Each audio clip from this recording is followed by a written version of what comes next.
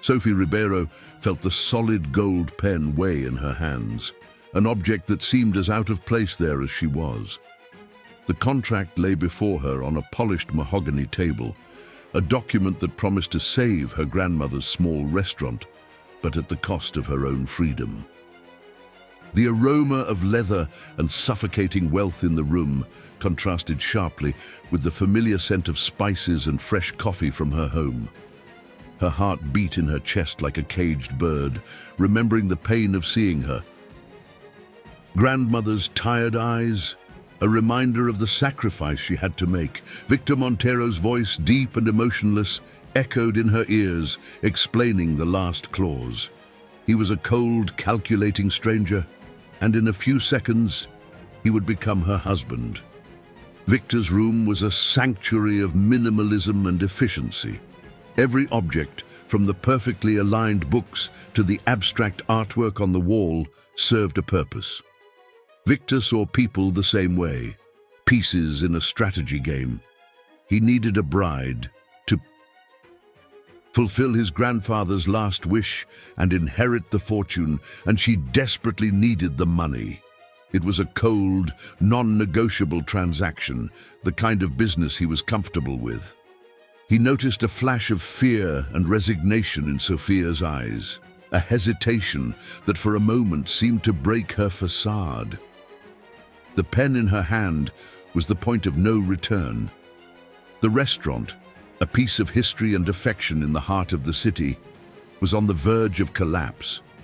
Bills were piling up, debts were becoming unpayable, and her grandmother's dream, the matriarch who built the business with her own hands, was falling apart. Sophia had tried everything, but the financial hole was too deep. Victor was the only lifeline, a proposal that forced her into an impossible choice. The memory of the restaurant's bell, ringing happily with each new customer, seemed like a distant echo. The bell, once a sound of hope, was now a melody of longing. Sophia closed her eyes, and the image of her grandmother with her calloused hands and tired smile flooded her mind. The debt, a secret veiled by whispers and half-truths, was the price to pay for an old mistake her father, who had disappeared years ago, had left behind. The responsibility fell on her shoulders, and she carried it with the weight of honor. She didn't question, she just accepted. The pen trembled slightly, the cold gold in contrast to the warmth of her skin. The contract was proof that good intentions didn't pay the bills. Victor watched her, his eyes scanning the woman in front of him. He had chosen her for a simple reason. She was his opposite, pure, unpretentious, devoid of any ambition other than protecting those she loved. The list of candidates was long, but their cynicism bothered him. Sophia had no cynicism, only desperation, and that was exactly what made her the perfect choice for his plan. He didn't want a real wife, just a partner for the contract. The engagement ring, a family heirloom, rested in a velvet box beside him, just a necessary accessory for the staging. Sophia's silence was a barrier, a form of protection. She would sign the contract, but she wouldn't give herself away completely. She would preserve a part of herself that he could never touch. Victor's mansion was oppressive, a fortress of marble and glass. The living room, with its imposing fireplace and impeccable sofas, was as cold as her future husband's indifference. She tried to hold on to the memory of her small treasures, the aprons stained with flour, the sound of the oven, the perfume of basil. They moved into the mansion the next day. Sophia's boxes, with her modest belongings, seemed ridiculous in the spacious entrance hall. A small wooden chest, a gift from her grandmother, contained the only things she refused to leave behind: the apron, the bell, and a photo of her family. Victor watched the scene from a distance, without approaching. He saw her expression, a mixture of fascination and discomfort, and felt like a spectator of his own life. The first dinner was a silent event. The dining table, large enough for 10 people, was an ocean of distance between them. Sophia, accustomed to the informality of her restaurant, felt like a stranger in her own marriage. The tension was so palpable it could be cut with the silver knife next to her plate. He, a man of few words, barely looked at her. Her kindness, her greatest strength, seemed useless in that environment. In the following days, their routine settled into a pattern. Victor left for work early and came back late, keeping a safe distance. Sophia explored the mansion, discovering dusty libraries and well-kept gardens. She cooked for herself in the huge industrial kitchen, the aroma of garlic and basil breaking the sterility of the place. The sound of the pans was the only sound that broke the oppressive silence of the house. She missed the restaurant bell and her grandmother's laughter. Victor, in turn, watched his wife through security cameras. He didn't trust her, and the contract was clear about the need to keep up appearances. He saw the way she moved in the kitchen, how she prepared the food with care, a look of concentration on her face. He had chosen her for her kindness, but that same kindness was making him uncomfortable. He, who was used to having control over everything, was faced with an unpredictable element. One day, while Sophia was preparing dinner, the sound of something breaking upstairs startled her. She ran to the master bedroom and found Victor on the floor, his leg bent at a strange angle. The expression of pain on his face was something she had never seen. The cynicism had disappeared, and he just looked like an injured man. She, without hesitation, ran to help him. Her kindness disturbed him. He watched her as she put an ice pack on his leg. "Why did you do that?" he asked, his voice hoarse with pain. "Why did you help me?" She looked at him, confused. "It's what people do," she replied, the simplest and most honest answer he had ever heard. He was used to favors for interest, to kindness for convenience, but hers was pure. He felt a pang of something he couldn't identify. From that moment on, the dynamic between them changed subtly. The barrier of silence was replaced by small conversations. He questioned her about the restaurant, about her life, about the debt. She, in turn, questioned him about the company, about his family. They discovered that, despite their worlds being opposite, they had more in common than they thought. Both were lonely, trapped in their own responsibilities. Sophia felt more at ease. She discovered that he was a man of principles, despite his coldness. He treated her with respect, and she felt that for the first time, her kindness was being valued. She realized that behind the facade of cynicism, there was a man who felt lonely, trapped in a world of luxury and expectations. Victor's fortress was falling apart, and Sophia's kindness was the only thing that could do it. Their first kiss was unexpected. They were in the garden on a summer night, the moonlight illuminating her face. He looked into her eyes and, unable to resist, kissed her. The kiss was gentle, hesitant at first, but then deepened. He tasted fresh basil, and she smelled a sophisticated cologne and the warmth of a man who was opening up to her. The kiss was a promise, the moment the bargain became something more than a simple agreement. From that moment on, the contract marriage became a real marriage. They still kept up appearances for their families, but the closed bedroom door was the sanctuary where they met. They spent their nights talking, discovering the depths of their souls. The contract, which was the symbol of their convenience, was now the bond of their connection. They started working together on the model of Sophia's restaurant. Victor, with his calculating mind, helped her create a solid business plan, while Sophia, with her passion, helped her create a cozy space. He realized that her kindness was her greatest strength, and she realized that his coldness was just armor. Together, they were building a future. The model, which was the symbol of their partnership, became the symbol of their love. However, the past was always lurking. Sophia's debt, which became a secret they shared, was a shadow that hung over them. They knew that their happiness was fragile, built on a foundation of secrets. They held on to each other, knowing that every day they were getting closer to the inevitable. They were in love. The restaurant model became the center of their lives, a detailed project that united them night after night.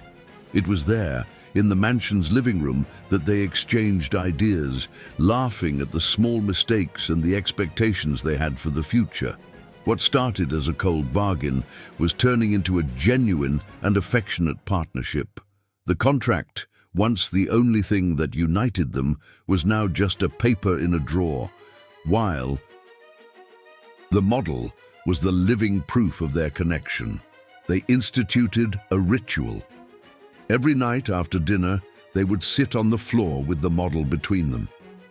Sophia would tell him stories about her grandmother, about how the restaurant started, about the secret recipes and the loyal customers. Victor, in turn, would tell her about his family's history, about the pressure of being an heir and the loneliness he felt.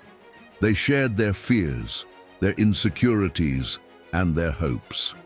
The silence, which was once oppressive, was now comfortable, filled with each other's presence. Their relationship deepened, and the passion that arose after the first kiss grew silent and powerful. They spent their nights in the bedroom, talking until dawn, and kissing in the dark, finding in each other's touch the refuge that the outside world denied them. Victor, who was once a man of few words, became a confidant, a patient listener. Sophia, who was once a frightened and purposeless woman, became strong and passionate. They became each other's safe haven. One day, while they were working on the model, Victor came across a particular detail: the restaurant's bell. "Why do you care so much about a bell?" he asked. Sophia smiled. "It's not just a bell," she replied. "It's the soul of the restaurant. It's the sound that announces the arrival of customers, the sound of life, of hope. It's the sound that reminds me of my grandmother, of my family, of who I am." Her kindness and sincerity moved him deeply, making him realize that some things, like her passion and dedication, were priceless. The first crack in the facade of tranquility came in the form of a call. Sophia's grandmother, ill, needed expensive treatment. Sophia, desperate, tried to sell some of her jewelry, a family heirloom, but it wasn't enough. Victor, noticing the panic in her eyes, offered to help. "Money is not a problem," he said, his voice firm. "We are a couple, and I will take care of you." His words, so simple but full of sincerity, touched her. He, with his strategic mind, found a way to help Sophia's grandmother without her knowing. He paid for the treatment in secret and told Sophia that he had found a way to help her family through an investment in the restaurant model. His kindness, disguised as pragmatism, touched her deeply. She hugged him, and the gratitude she felt was so great that she could barely breathe. He held her in his arms, feeling her warmth, and realized that the love he felt for her was stronger than any cynicism, than any fear. However, the past was always lurking. The truth came to light in a cruel and unexpected way.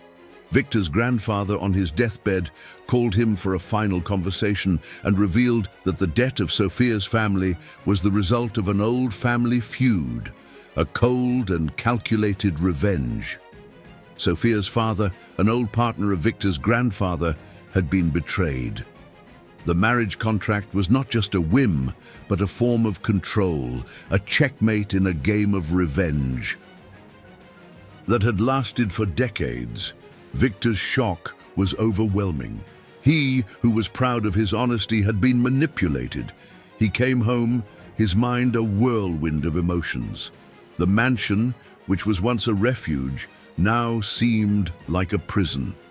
He looked at Sophia, who was waiting for him with a warm smile, and remorse invaded him. Her kindness, which he loved so much, was the result of his own family's cruelty. He didn't know how to tell her. The weight of the truth was overwhelming, and the silence between them became oppressive again. Sophia noticed the change in Victor's mood. He was distant, thoughtful, and the tenderness between them was replaced by a silent tension. She tried to approach him, but he dodged her. Fear invaded her. She thought he had regretted the marriage, that he didn't love her anymore. The ring on her finger, which was once a symbol of promise, was now a symbol of uncertainty. Their happiness, which seemed so real, was falling apart. The climax came during a dinner. The silence between them was unbearable. "What's going on, Victor?" she asked, her voice trembling. He looked at her, and the pain in his eyes was so deep that she was scared. "I need to tell you something," he said, his voice hoarse. "It's about your family's debt." Sophia's heart stopped. The truth, which she had always feared, was about to be revealed. He then poured everything out about the grandfather, the feud, the revenge, and the manipulation. Her shock was overwhelming. She looked at him, and his face, which she loved so much, looked like a stranger's face. "Did you know about this?" she asked, her voice low and full of pain. "Did you know that the debt was your family's revenge?" He shook his head. "I only found out today." But his words didn't calm her. His kindness, which she loved so much, was the result of his own family's cruelty. Everything was a lie. The trust she had in him was shattered. She got up, her eyes full of tears. "I need to get out of here," she said, her voice full of pain. He tried to stop her, but she pushed him away. She ran to the bedroom, grabbed the small wooden chest with her things, and got ready to leave. He followed her, begged her to stay. "I love you, Sophia," he said. "Please don't go." His words, which would have calmed her before, now sounded like an empty echo. "The price of kindness," she murmured, "is betrayal." She left him.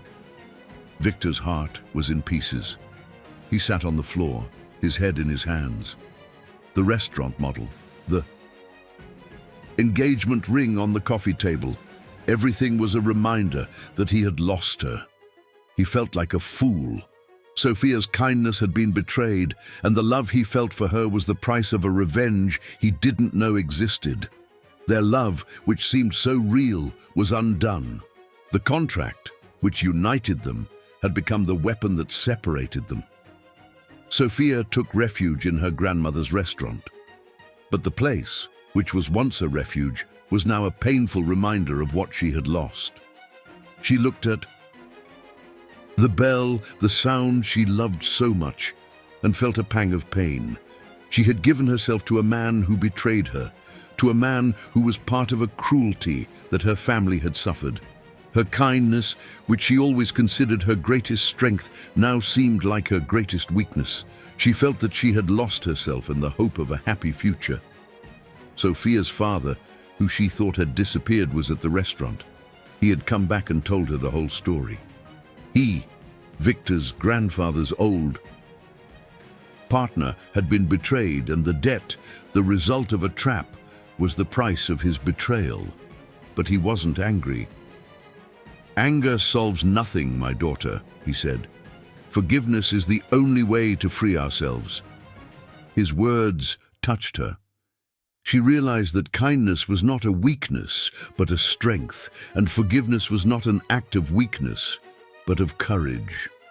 Victor, with the help of a private detective, discovered that Sophia's grandfather had been the victim of a trap orchestrated by his own grandfather. The debt document was the proof. He realized that the anger and revenge that shaped his family did not shape him. He loved Sophia and would do anything to get her back. He stood up, the restaurant model in his hands, and prepared to fight. He, who lived in a world of business and profits, was about to fight for something that was priceless. He was ready to fight for his love. He looked for her at the restaurant, the place that was her refuge. He found her in the kitchen, her hands stained with flour, her face sad. He looked at her, and the love he felt was so great that he could barely breathe. He approached her, and the restaurant bell rang, a sound of hope. He looked into her eyes, and the truth in his gaze was so strong that she couldn't ignore it.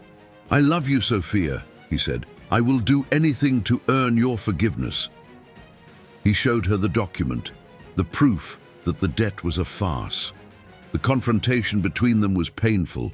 Sophia accused him of betrayal. He, with the patience she had taught him, listened to her and forgave her.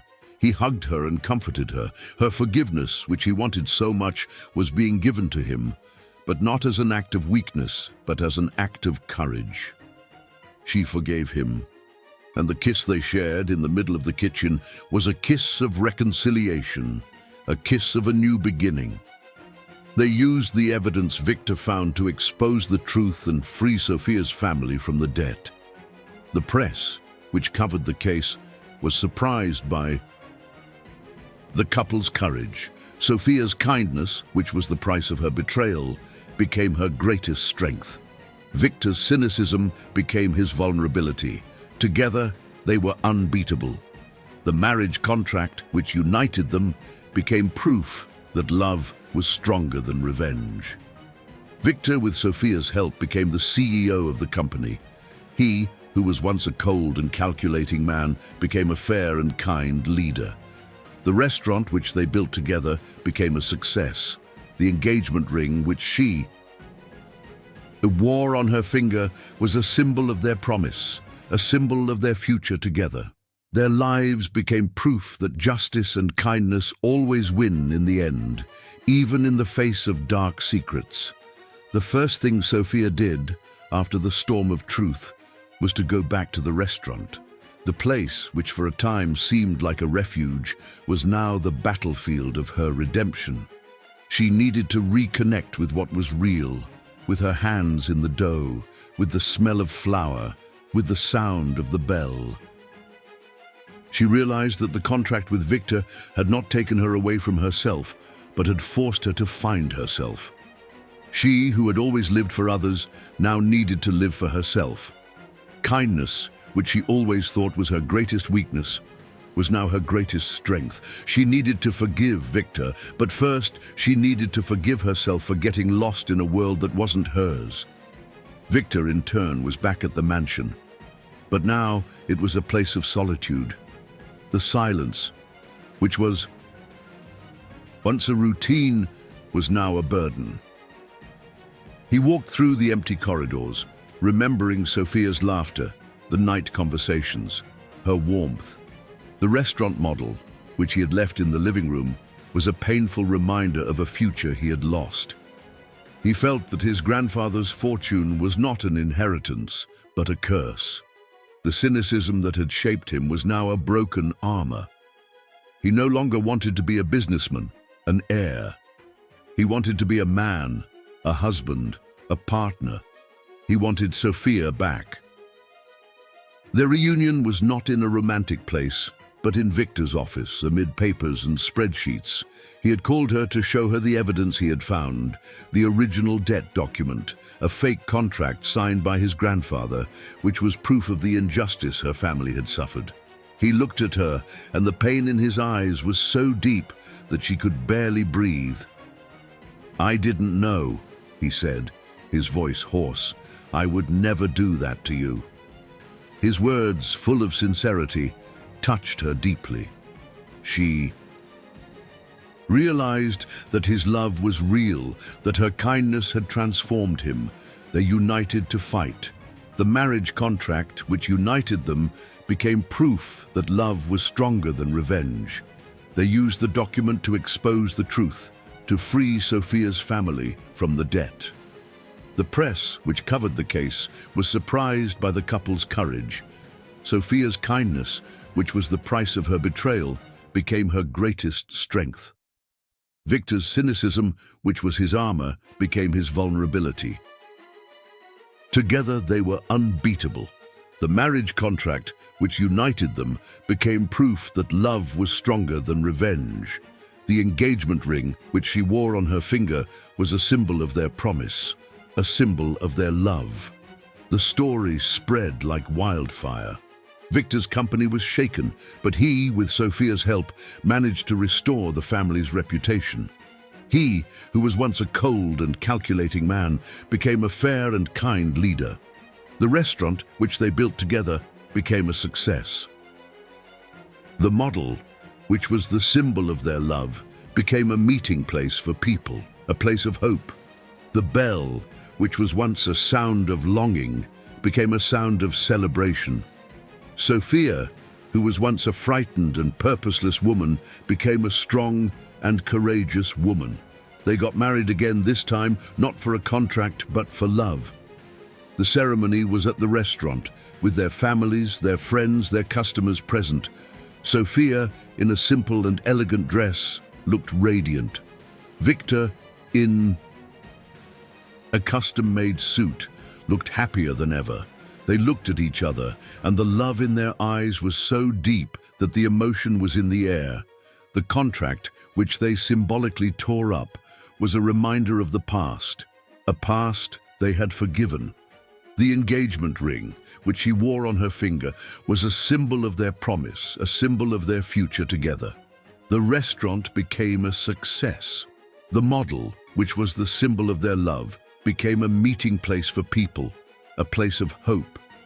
The bell, which was once a sound of longing, was now a sound of joy. Sophia's kindness, which was once a weakness, was now a strength that inspired everyone. Victor's cynicism, which was his armor, became his vulnerability. Together, they were living proof that love is the purest form of courage. They united to forgive, to love, to build a future. The price of kindness was love, and they were willing to pay. Their life was a mixture of luxury and simplicity.